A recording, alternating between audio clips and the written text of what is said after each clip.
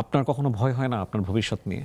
কারণ আপনি যা করছেন আজকে, আপনার মতো অনেকেই যারা করছেন, সবই তো ডকুমেন্টেড। হ্যাঁ, সব ডকুমেন্টেড।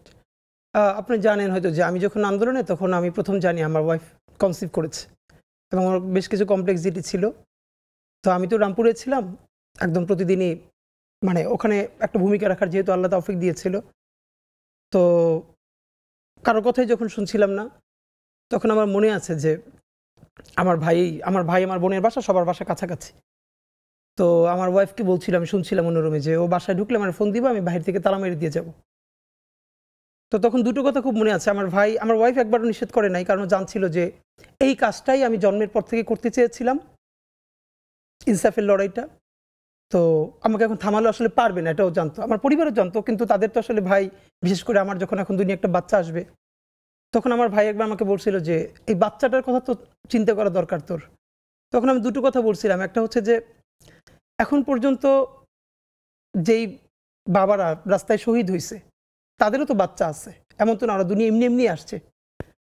তাদেরকে যেরকম আল্লাহ দেখবে, ওরও আল্লাহই দেখবে। মানে আমাকে এটা যদি কেউ জিজ্ঞেস করে যে আমাকে আল্লাহ যদি আবারও দুনিয়ায় পাঠায়, আমি কয়টা জিনিস চাবো? আমি প্রথমত, আমি ইন্টার পর্যন্ত যে মাদ্রাসায় পড়েছি ওই মাদ্রাসাটা আবার পড়তে চাইবো।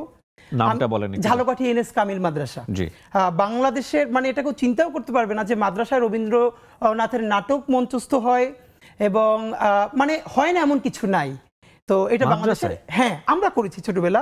আমি আপনাকে বলি, আমি যখন ওখানে 4, 5, 6-এ পড়ি, তখন ঝালকাঠি থেকে বরিশাল থেকে ঢাকায় আমি জাতীয় পর্যায়ে অনেকবার বিতর্ক, আবৃত্তি, তারপরে বক্তৃতায় এসেছি, এবং স্কুল কলেজ মিলিয়ে আমি অনেকবার ফার্স্ট হয়েছি। এটা শুধু আমি না, আমার ওই প্রতিষ্ঠানের অনেক ছোট ভাই বন্ধু যারা জাতীয় পর্যায়ে এরকম প্রচুর পুরস্কার পেত। মানে ওটা আমাদের এমনভাবে কালচারাল নার্সিং হতো যে রবীন্দ্রসঙ্গীত, নজরুল সঙ্গীত, জারি, ভাটিয়ালি, একমাত্র মনে হয় নৃত্যটা হতো না মাদ্রাসা হিসেবে। তো এছাড়া প্রচণ্ড বিরাট আকারে এই আলোচনাগুলো হতো, চর্চাটা ছিল। তো এক, আর দ্বিতীয়ত হলো আমি আমার পরিবার যে কত বড় প্রতিষ্ঠান, এটা আসলে চিন্তাও করে ভাবা যায় না যে আসলে পরিবার মানুষকে কোথায় নিয়ে যায়। আমরা 6 ভাই বোন, আমি সবার ছোট। আমার জীবনের যেটুকুন লার্নিং এখন পর্যন্ত পুরোটা আমার পরিবার।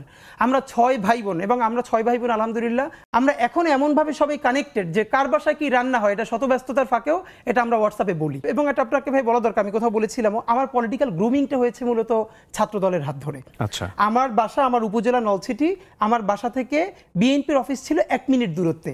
আমি যখন 3-4-এ পড়ি, আমার সাথে বন্ধুরা যখন ক্রিকেট খেলে, ফুটবল খেলে, এগুলোও খেলতাম। আমার মনে আছে কেন যেন জানি না, আমি তখন বিএনপির অফিসে গিয়ে বসে থাকতাম।